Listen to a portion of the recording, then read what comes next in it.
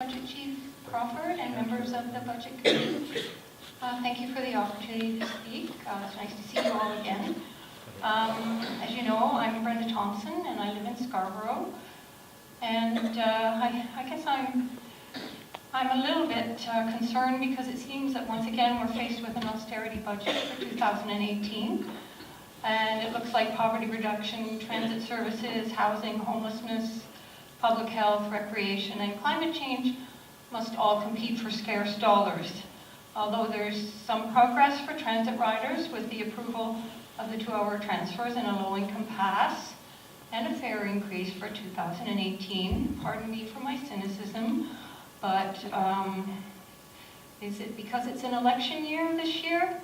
And unless we move toward a more equitable and progressive vision for Toronto, I fear fare increases and overcrowded, infrequent buses will be the order of the day in the years following the 2018 election.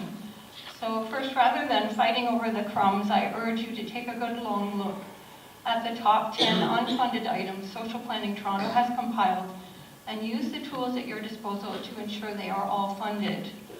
By tools, I mean dedicated levies like the Transit Expansion Levy that generated $900 million for the one-stop Scarborough Subway Extension, and also the Mayor's City Building Fund, which will generate $70 million a year for the next 5 years for social housing, public transit, and waterfront development projects. These levies amount to a mere $13 a year on our property tax. If I understand correctly, the Scarborough Subway Levy has stopped since 2016, and we're now starting on the City Build Fund Levy. But both those levies appear to be dedicated toward building new infrastructure. And building new infrastructure is important, but why is it so easy for us to find money for capital projects, like a $3.35 billion one-stop subway, but not for the expansion and maintenance of existing transit services or other much-needed affordable housing? And we've just heard about the homelessness in Toronto. It's tragic that we didn't have anything in place for people in this bitter, bitter cold that we've had. May I remind you that spending $3.35 billion on a one-stop subway extension that will only be within walking distance of less than 10,000 people, forcing the rest of us to arrive by bus or by car is not good value for money and will not address traffic congestion or transit equity for the many transit riders who need to get around Scarborough. I live near Kingston and Brimley, and the subway will not improve my transit experience at all. I will still be taking the number 9 Bellevue bus to get up to Scarborough Town Centre, or I will have to take the 12 Kingston Road bus to Kennedy Station to get downtown, or the 102 Markham.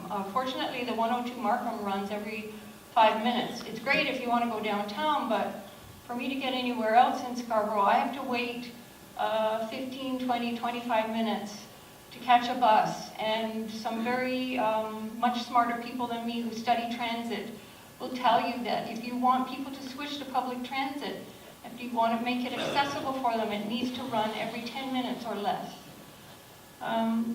If this $3.35 billion was used to build a 24-hour stop LRT network now, I would be able to take the 102 Markham bus to Eglinton and take the Eglinton East LRT all the way to U of T Scarborough or to Malvern. Or I could stay on the Scarborough LRT and get to Centennial College Progress, up to Shepherd Avenue East, and even to Malvern Town Centre. Clearly, we need to make sure our shared resources improve the lives of all Torontonians, especially our most vulnerable, and that includes a lot of the transit riders in Scarborough, and not squander them on boondoggles for the privileged. Thank you.